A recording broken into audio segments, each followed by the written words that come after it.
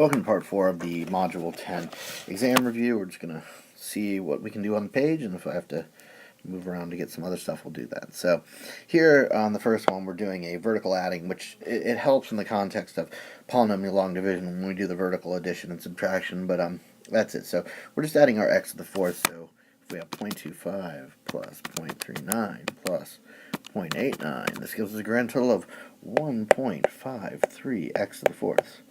Now, on this next one, if we have 0.32 minus 1.45 minus 1, now recall this is really a 1 down here, so we have to do that.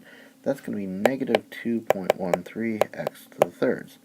This next one here, this is a negative 1 plus our 0.64, so it's plus 0.36 x squared. We'll do the same thing with the x's, so 0.08 minus 0.32 plus 0.48 gives us 0.33x. And then finally, at the end, we have the negative point, sorry about that, 0.0 minus 0.8 minus 1.16 plus our 0.7. It's going to be negative 1.89, and then we're good. Okay, that was good enough. Mostly calculator work on that one, and you use a calculator. Now this one, to simplify, we're going to distribute this negative in here, and all it really does is change all the signs. So you have a positive 4x to the fourth, a negative 9x squared, a negative 3/8x, and a positive 5. We're good. Now, on these next couple, when we're subtracting, recall what we're going to do is distribute this negative. Now, it makes this negative, it's going to make this negative, it's going to make this positive. So after we do that, that's just a matter of combining like terms. So we'll go in descending order. We have 8x to the sixth minus 6x to the sixth. That's 2x to the sixth. No x to the fifth, no x to the fourth. The x to the thirds, we have 15x to the thirds minus 6, which is plus 9x to the third. And then finally, no x squareds, we have some x's. This is turned to addition, so 10x plus 12x is plus 22x. And that's what we're looking at. Same thing here, we're going to distribute this in.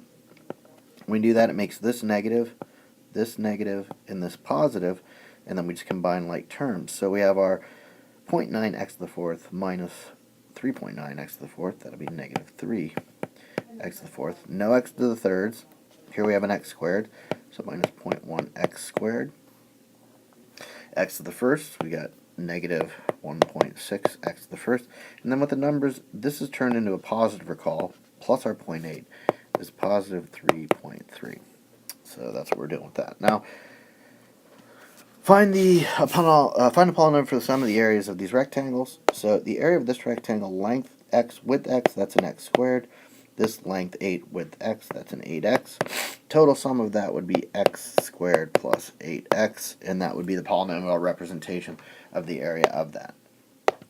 Moving to the next one, we want to find a polynomial for the sum of the shaded areas of the figures. So shaded area, now if this is z right here, that means this is z as well. This is 3, so this shaded area would be 3z. If this over here is z, this would also be z. This is 3, so that'd also be 3z. So the sum of these two shaded pieces, 3z plus 3z, is 6z. And that's what we have there. And that's all we have on this page. So see you on the next page.